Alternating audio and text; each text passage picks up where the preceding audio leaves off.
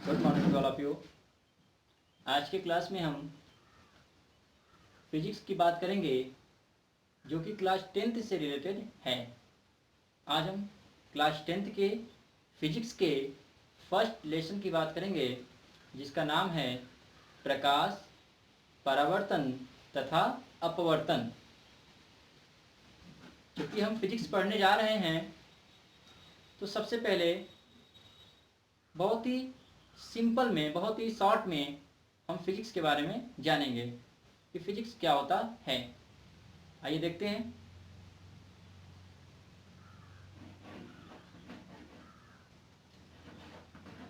ये फिजिक्स है। फिजिक्स शब्द की उत्पत्ति ग्रीक भाषा के पुस्तिका से हुआ है। फिजिक्स शब्द की उत्पत्ति ग्रीक भाषा के पुस्तिका से हुआ है जिसका अर्थ होता है प्रकृति।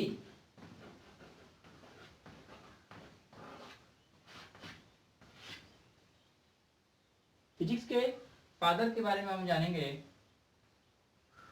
कि फिजिक्स के फादर कौन है। सर आइजक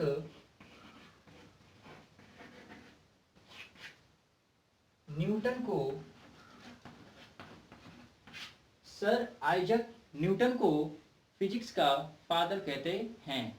भौतिक विज्ञान का जनक सर आइजक न्यूटन को कहा जाता है। आधुनिक युग में भौतिक विज्ञान की परिभाषा जो बनाई गई है, जो मान्य है, आइए उसके बारे में सीखते हैं कि भौतिक विज्ञान क्या है। पदार्थ, ऊर्जा तथा उनके बीच संबंध का अध्ययन करना ही भौतिक विज्ञान कहलाता है। पदार्थ, ऊर्जा तथा उनके बीच संबंध का अध्ययन करना ही भौतिक विज्ञान कहलाता है। ये परिभाषा आधुनिक युग में मान्य है।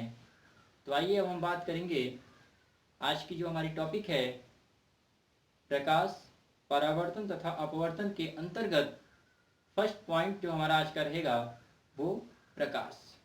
What is light? प्रकाश क्या होता है? आइए सीखते हैं प्रकाश क्या होता है।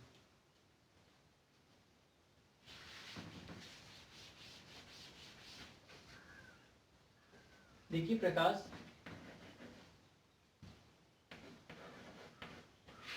जिसे हम इंग्लिश में लाइट कहते हैं। प्रकाश क्या होता है? प्रकाश एक प्रकार की विकिरण ऊर्जा है। प्रकाश एक प्रकार की विकिरण ऊर्जा है। विकिरण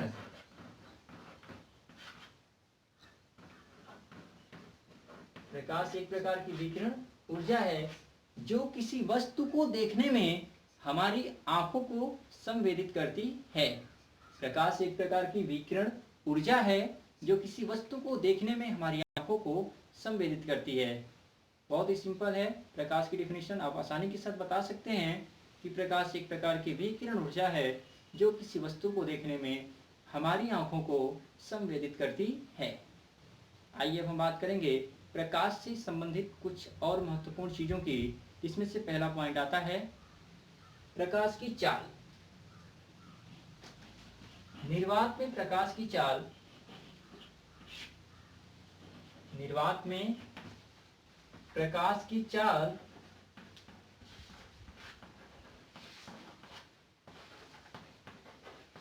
की वैल्यू होती है 3 × 10⁸ मीटर प्रति सेकेंड। निर्वात में प्रकाश की चाल की वैल्यू होती है 3 × 10⁸ मीटर प्रति सेकेंड। प्रकाश की तरंग दैर्घ्य होती है, तरंग दैर्घ्य को हम एंगस्ट्रॉम से दिखाते हैं। तरंग दैर्घ्य किससे दिखाते हैं? एंगस्ट्रॉम से। प्रकाश की तरंग दैर्घ्य होती है 3900 एंगस्ट्रॉम से 7800 एंगस्ट्रॉम के बीच। प्रकाश की तरंग दैर्घ्य 3900 एंगस्ट्रॉम से 7800 एंगस्ट्रॉम के बीच होती है। हमने सीखा है अभी प्रकाश क्या होता है। प्रकाश एक प्रकार की विकिरण ऊर्जा है जो किसी वस्तु को देखने में हमारी आंखों को संवेदित करती है। पुनः हम जाने कि प्रकाश की चाल क्या होता है। प्रकाश की चाल को देखिए c से शो करते हैं, प्रकाश की चाल को c से शो करते हैं और इसकी वैल्यू होती है 3 × 10⁸ मीटर प्रति सेकेंड। प्रकाश की तरंग दैर्घ्य कितनी होती है? 3900 एंगस्ट्रॉम से 7800 एंगस्ट्रॉम के बीच।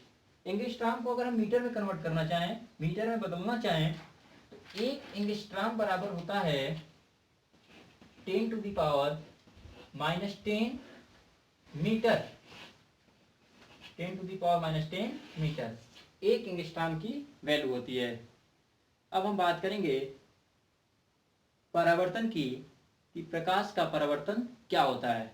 आइए जानें कि प्रकाश का परावर्तन क्या होता है।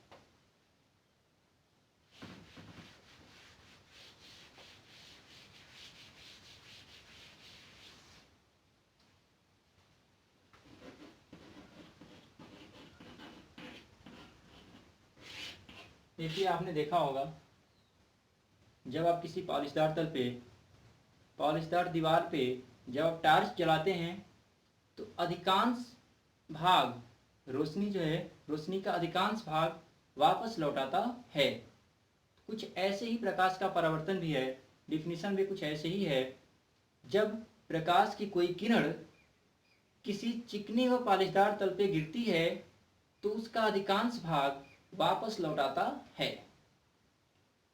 तो प्रकाश का इस प्रकार से किसी चिकने व पॉलिशदार तल पे गिरकर पुनः वापस लौटने की इस प्रक्रिया को हम प्रकाश का परावर्तन कहते हैं। बहुत ही सिंपल है। प्रकाश का किसी चिकने व पॉलिशदार तल पे गिरकर पुनः वापस लौटने की प्रक्रिया को हम प्रकाश का परावर्तन कहते हैं। प्रकाश के परावर्तन से संबंधित नियम भी बनाए गए हैं, जो कुछ इस प्रकार से हैं। प्रकाश के परावर्तन के दो नियम होते हैं। प्रकाश के परावर्तन के दो नियम होते हैं। इस नियम को समझने के लिए हम डायग्राम की मदद लेंगे। सबसे पहले हम एक दर्पण M1 M2, इसका नाम हम देते हैं, एक दर्पण बनाए सबसे पहले और इसका नाम दिए M1 M2। देखिए, दर्पण का एक तल ये परावर्तक तल है। सबसे पहले यहां से हम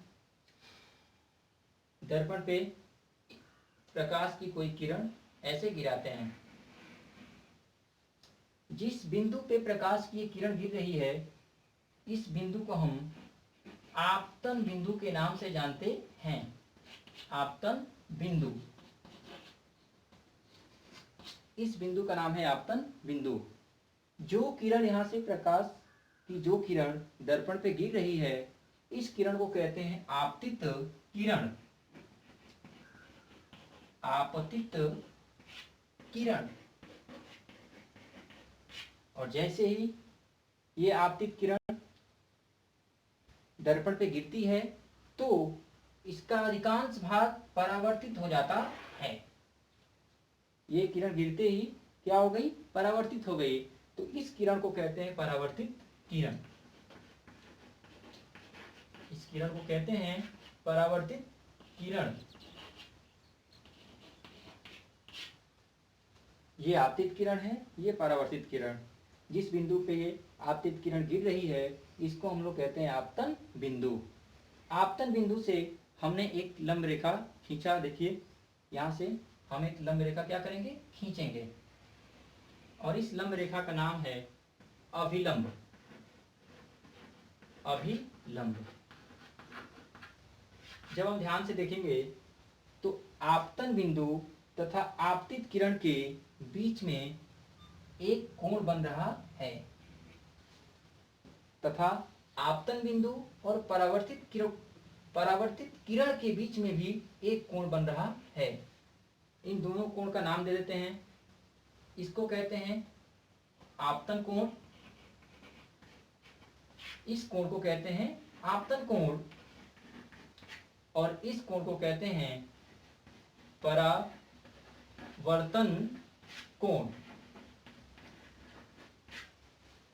आपतन कोण को I से शो किया जाता है तथा परावर्तन कोण को R से शो किया जाता है।